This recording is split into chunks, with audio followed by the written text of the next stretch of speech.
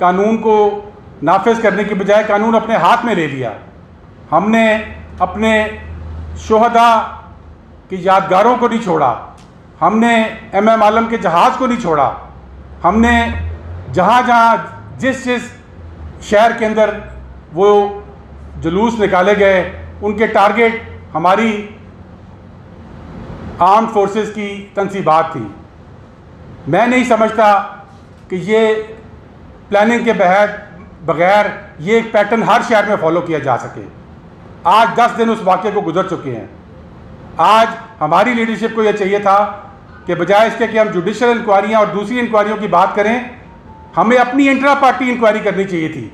इन 10 दिनों के अंदर वो काली भेड़ें, वो लोग जो इस मज़मूम एजेंडे पर शामिल थे, जिनके बगैर ये हो नहीं सकता था, उनको हमें बेनकाब करके टांग देना चाहिए था।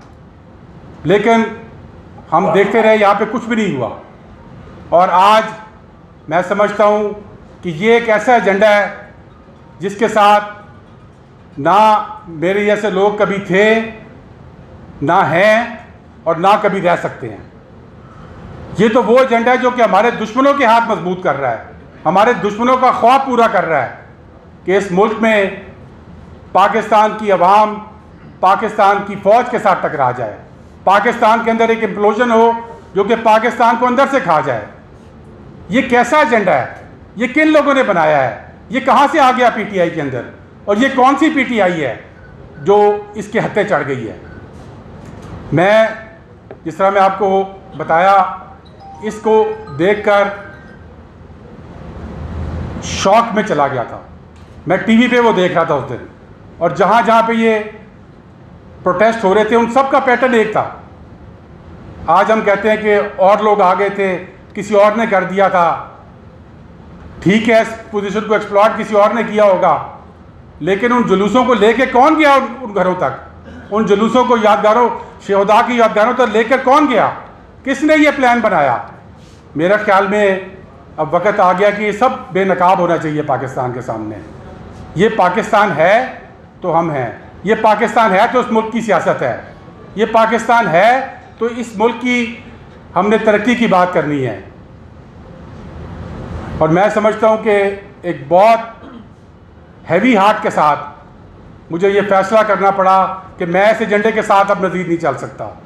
ये एजेंडा मेरे हाथ में नहीं है, और ये एजेंडा जो लोग भी बना रहे हैं वो इस पार्टी के खैर ख्वाह नहीं हैं। इस पार्टी को मैं समझता हूँ कि एक गहरी खाई के अंदर फेंक के आएंगे, और इसी वजह से मैंने आज फैसला किया है कि मेरी सियासत का मकसद ये कभी भी नहीं रहा, और हमारी सियासत 4 पुश्तों की सियासत है। 4 पुश्तों से मेरा ख़ानदान सियासत में रहा है और हमेशा दयानतदारी की, शराफत की सियासत की है इस मुल्क के अंदर, और इस मुल्क की सियासी तारीख उस चीज़ की गवाह है। और मैं समझता हूँ कि ये एक ऐसा एजेंडा है जिसने इस पार्टी को इस वक्त हाईजैक कर लिया हुआ है, और इस पार्टी को आंसरेबल होना पड़ेगा उस चीज़ के लिए अब, क्योंकि जो कुछ हुआ 9 सितंबर को वो किसी से छुपा ढुका नहीं है। तो इसके लिए मैं आज इस पार्टी से, इस तहरीक से, जो कि एक कंस्ट्रक्टिव तहरीक थी, जिसके लिए 13 साल मैंने दिए अपनी ज़िंदगी की, अपनी जवानी इस तहरीक के लिए दी, इसको ग्रीन एजेंडा बना के दिया, इस तहरीक के अंदर से एक ऐसा मंसूबा बनाया जिसने पाकिस्तान का नाम ऊंचा किया। लेकिन आज ये तहरीक अनफॉर्चुनेटली एक डिस्ट्रक्टिव डायरेक्शन में चल पड़ी है, और मैं इस डिस्ट्रक्टिव डायरेक्शन का हिस्सा बिल्कुल नहीं बन सकता।